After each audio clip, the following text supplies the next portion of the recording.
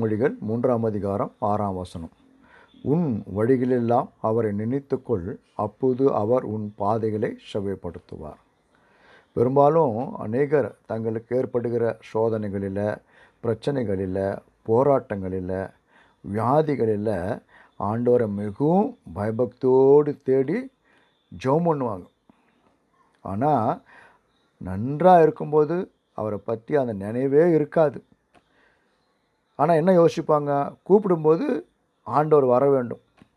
பிரியமானவர்களே, இப்படிப்பட்ட செயலியில் ஆண்டவர் பிரியப்படவே மாட்டார், அதை ஏற்றுக்கொள்ளவே மாட்டார். இந்த வசனத்தில் என்ன வாசிக்கிறோம்?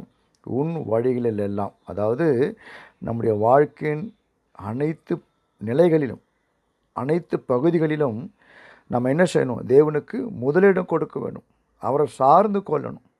அப்போதுதான் நம்முடைய வாழ்க்கையின எல்லா வழிகளிலும், எல்லா பாதைகளையும் ஆண்டவர் என்ன செய்வார்?